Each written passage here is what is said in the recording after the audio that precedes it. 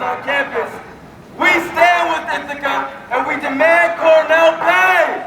I'm a Cornell student and Ithaca resident. I'm from Ithaca actually. So I've experienced Cornell not giving back to the community, especially in the public school system. And yeah, I heard about the protest because I saw it from my friends in the People's Organizing Collective Cornell. They sent it to me. We don't get that! Shut it down! Ho ho! Tiny pilots got to go! Hey hey! Ho ho!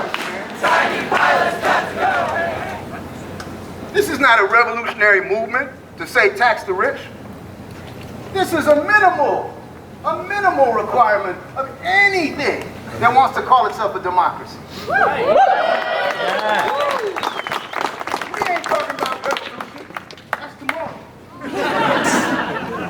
Today we just want these billionaires to pay their fair share. Yeah. Yeah. The wealth that we have created socially. Yeah. And now we want them to pay their fair share. So that's the first mildly democratic principle. The next democratic principle is share the wealth. Yeah. Share the wealth.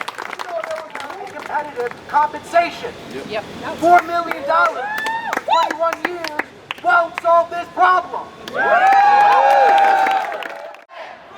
million ain't shit. 4 million ain't shit. Open your wallet. 4 million ain't shit. Open your wallet. Now. We don't get it. Now. Shut it down. Shut it down. Now.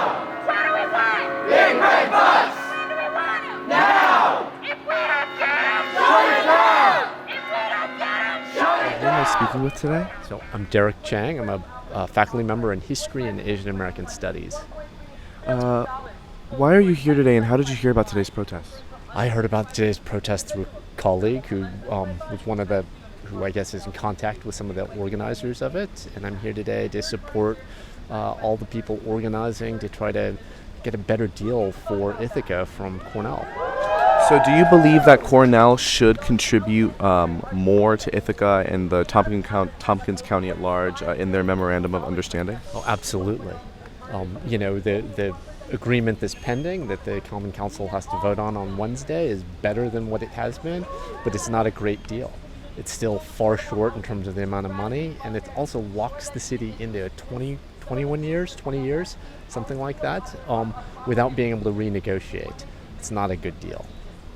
As a professor, what do you think Cornell's role should be in the Ithaca and Tompkins community at large?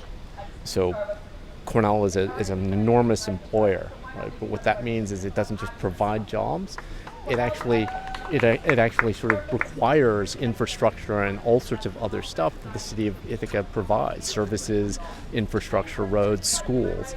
Cornell could pay more to help build Ithaca and make Ithaca a better place to live. If Cornell is interested in recruiting faculty and recruiting staff and recruiting students, it needs to help out more in Ithaca. Lisa Lieberwitz, and I'm a professor of labor and employment law in the ILR school at Cornell. How long have you been a professor in ILR? 41 years.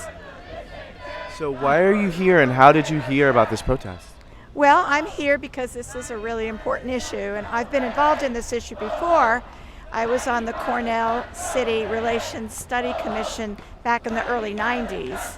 And so these issues have been around for a long time. And it's always been the case that Cornell didn't pay its fair share and that it should.